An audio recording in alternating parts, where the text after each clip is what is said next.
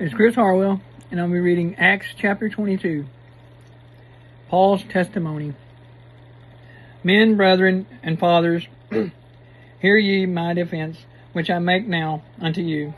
And when they heard that he spake in the Hebrew tongue to them, they kept the more silence. And he saith, I am verily a man, which am a Jew, born in Tarsus, a city in Cilicia, yet brought up in the city at the feet of Gamaliel, and taught according to the perfect manner of the law of the fathers, and was zealous toward God, and ye all are this day.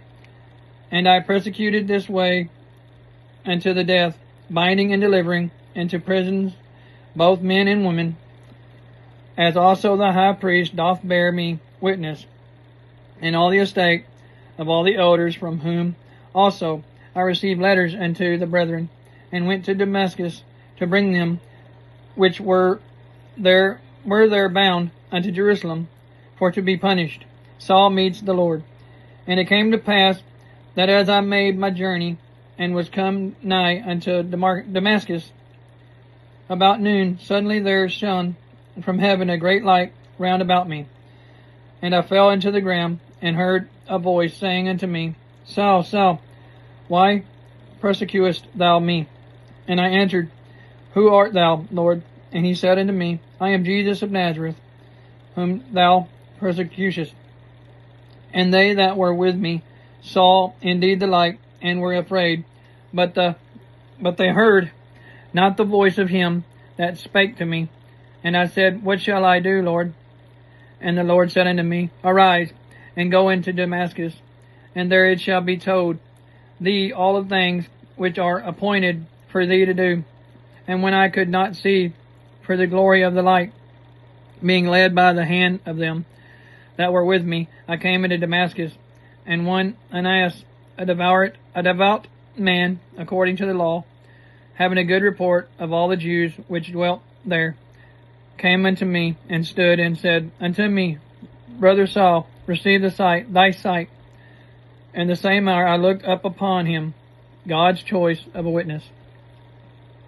And he said, The God of our fathers hath chosen thee, that thou shouldest know this will, and see that just one, and shouldest hear the voice of his mouth. For thou shalt be his witness unto all men of what thou hast seen and heard. And now, why tarriest thou? Arise and be baptized, and wash away thy sins, calling on the name of the Lord. And it came to pass that when I was come again to Jerusalem, even while I prayed in the temple, I was in trance, and saw him saying unto me, Make haste, and get thee quickly out of Jerusalem, for they will not receive thy testimony concerning me. And I said, Lord, they know that I am imprisoned, and beat in every synagogue them that believe on thee. And when the blood of thy martyr Stephen was shed, I also was standing by, and consenting unto his death, and kept the raiment of them that slew him. And he said unto me, Depart, for I will send thee far hence unto the Gentiles, Paul's citizenship. And they gave him audience unto this word, and then lifted up his voices, and said, Away with such a fellow from the earth, for it is not fit that he should live. And as they cried out, and cast off their clothes, and threw dust into their air, the chief captain commanded him to be brought into the castle, and bade that he should be examined by scourging, that he might know wherefore they cried so against him. And as they bound him with thongs, Paul said unto the centurion that stood by, It is lawful for you to scourge a man that is a Roman, and uncondemned. When the centurion heard that, he went and told the chief captain, saying, Take heed what thou doest, for this man is a Roman. When the chief captain came and said unto him, Tell me, art thou a Roman? He said, Yea. And the chief captain answered, With a great sum obtained I this freedom. And Paul said, But I was freeborn. Then straightway they departed from him which should have been examined him.